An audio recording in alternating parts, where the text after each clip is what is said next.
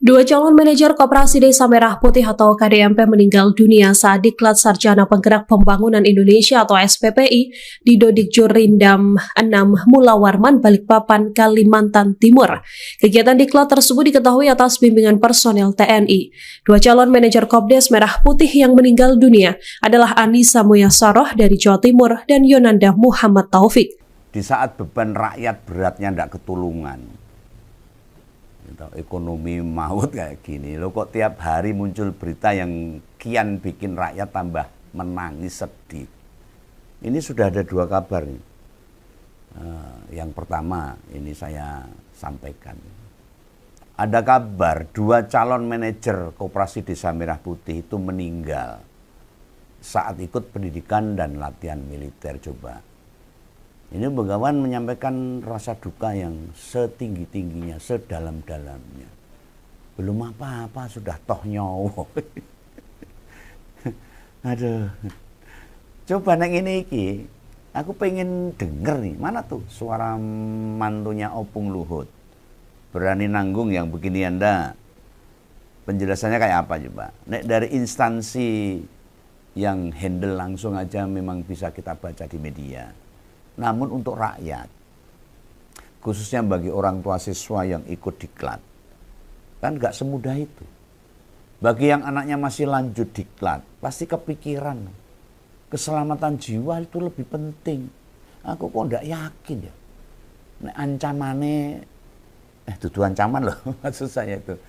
Kalau nyari kerjaan, tetapi risikonya kehilangan nyawa, orang tua pasti tidak akan ikhlas ora lilon melepas anak-anak yang mereka cintai. Lu fungsi negara ini apalagi sekelas militer kan menjamin rasa aman rakyatnya. Kok bisa meninggal hanya pengen jadi manajer koperasi. Koperasi loh Pak ini bukan kantor gede loh. Loh kalau prakteknya bikin si rakyat pulang tinggal jasad, mbok sudah hentikan saja tuh program Koperasi Desa Merah Putih ini. Suara publik di mana-mana jelas banget yang diserukan dalam berbagai demo mahasiswa dari Sabang sampai Merauke, dari Miangas sampai Pulau Rote, minta makan bergizi gratis dan Koperasi Desa Merah Putih. Stop, sudah. Ini sejarah buruk bagi bangsa ini. Yuk baru sekarang ini loh. Dua program unggulan kepala negara semua bertaruh nyawa. Yang sana para siswa keracunan, yang sini calon-calon manajernya ada yang meninggal. MPK kasus keracunan sudah menimbulkan korban hingga 555 jiwa. Mesti tidak ada yang wafat. Ning batas antara bernapas dan kehilangan nyawa itu tipis loh. Justru program satunya malah bikin anak bangsa menutup mata, meninggal dunia. Mau berdalih apapun, nggak ada tes fisik. Orang nganggo playon, tidak ada hukuman keras. Nyatanya ada yang meninggal. Loh ini cuma manajer koperasi loh. Yang kerjaannya ngitung duit. Kulaan, dodolan ini. Bukan perang. Lo sing beneran tak tunggu omongannya Pak Jenderal Maruli ini loh, yang kerap bulat-bulat dalam menanggapi sesuatu. Kalau ada kasus beginian, lalu pertanggungjawabannya akan seperti apa coba? Orang tua mereka mungkin gak berani nuntut. Bisa pula disebabkan ada lobby, ada uang duka, atau bisikan ini takdir. Ini sudah garisnya. Lo bagi Om Begawan, sejak gagasan Kopdes Merah Putih muncul saja, iki wis ngawur. Maksa nekat direalisasikan. Wis ngono sing didik kok kudu TNI iki ya ngopo gitu loh. Apa urusannya? Calon pengelola koperasi mesti menjalani pendidikan militer sama ijo-ijo. Sekali lagi tugasnya koperasi itu kan dodolan, kulaan, nyileh ke duit. Simpan pinjam uang. Lah mereka kan para calon-calon manajer Kopdes di kesehariannya kan megang yuk komputer, laptop, kalkulator, ngurus barang, notora, ngitung stok, ngelayani konsumen, kadang-kadang angkut-angkut barang. Nah, masa iya? Di diklat diajari klesotan, berobos, merangkak, melayu-melayu. Itu nalarnya sampai mana itu? Sekarang pikir deh, apa TNI ngerti cara mengembangkan usaha itu kepiye? Cara mengelola usaha, minimarket yang sukses itu bagaimana? Hah? Lu itu Indomaret, Alfamart, Mini, Alfamidi dan sebagainya. Apakah manajernya juga dilatih dengan cara militer? Mereka nggak dilatih cara militer sukses, maju. Itu warung-warung Madura itu nggak ada itu yang dilatih dengan militer. Lalu hubungan militer sama pengetahuan koperasi, yo ragato. Apa mesti nunggu kayak kasus di BGN? Ada petinggi atau bos-bos besar konangan korupsi. Nah, ini MBG sing konangan ae tetap bablas melaku terus, apalagi level koperasi desa ini. Ini bakal ada di tiap desa. Nek dihentikan, protesnya bisa lebih banyak. Kan pegawainya genah luwih sambruk. Pas awal aku tahu, ngerti kalau calon manajer Kopdes dididik sama tentara. Lah iki yo persis kayak denger 10 tambah 6 sama dengan 17. Ora berlogika. Ora gathok. Lo pasti dikait-kaitkan, sambungannya kemana? Itu sulit. Gini aja deh, Ngompoles yang kenal, saya punya tetangga, seorang prajurit, ditanya pendapat dia tentang militer melatih calon manajer koperasi desa. Tanya apa? Lu bakalan jawabnya bingung. Atau ngomong prajurit hanya menjalankan tugas negara, mungkin gitu. Dipasrai apapun ya dikerjakan, siap dan, mungkin begitu. Lo ini loh yang buat ide ini loh. Mengapa urusan negara ini seolah-olah pasti beres ditangani TNI? Kan enggak.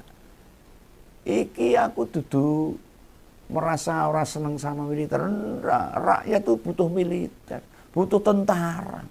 Dan tentara itu menjaga stabilitas negara ini. Ya? Hanya ngajak refleksi. Benarkah asumsi yang dibangun negara itu? Refleksi dengan cara-cara seperti itu. Banyak kok prajurit atau militer bekerja benar dan banyak kontribusi positif buat negara ini. Sehingga lagi kita bicarakan ini bukan TNI-nya. Sehingga kita bicarakan kita ini resiko besar rakyat meregang nyawa itu saat lagi pembekalan. Masa iya ini sebuah urusan sudah tiba waktunya 2 anak muda meninggal begitu saja. Mau sampai kapan? Warga negara ngambil risiko besar demi sesuap nasi buat masa depan mereka.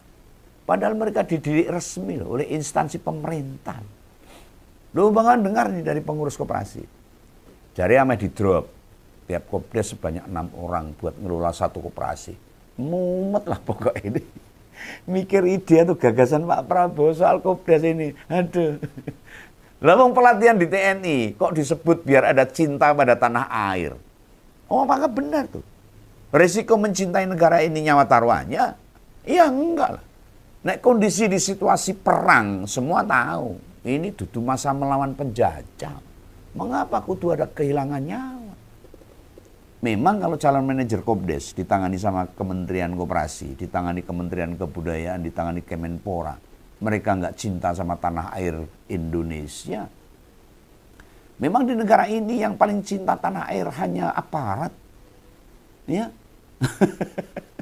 Aku sing rajin konten ngene, sing banyak bicara soal pemerintah. Emang nggak cinta sama tanah air.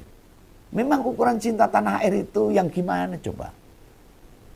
Kami rakyat itu lahir, tumbuh, sekolah, bekerja, punya keluarga ya di sini. Tanah air Indonesia. Apa mungkin kita meninggalkan keburukan buat anak-anak cucu kita? Kita harus mencintai negeri ini. Ya, Assalamualaikum warahmatullahi wabarakatuh. Kembali lagi bersama saya di channel ini, channel inspirasi yang membahas seputar politik, pendidikan, hingga budaya. Di Opel 2045, salam NKRI, harga mati. Ya, teman-teman, dari video sebelumnya tentu sudah menyimak, bahkan sudah memahami penyampaian yang cukup menarik mengenai video sebelumnya. Seperti biasa, di sini saya akan menyampaikan beberapa pendapat dari teman kita yang menanggapi video sebelumnya. Di sini saya awali pendapat yang pertama. Mau jual beras murah dan minyak kualitas rendah saja bertaruh nyawa, itu pun kontrak 2 tahun.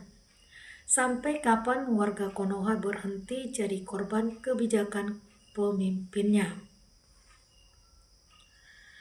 Jadi manajer kayak mau perang, mikir mau perang sama pembeli.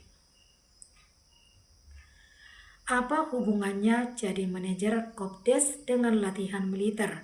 Heran, bikin duit negara habis untuk program yang ada relevansinya.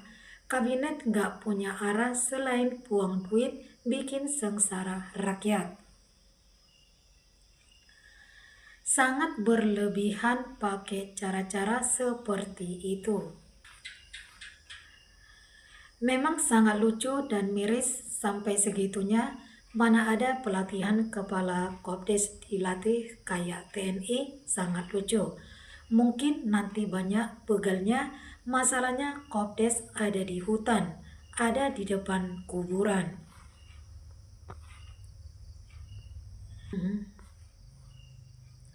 Mau dilatih militer sekalipun, kalau memang di otaknya yang ada korupsi, tetap saja korupsi. Miris melihat negara kita 85 tahun merdeka, bukannya baik malah hancur.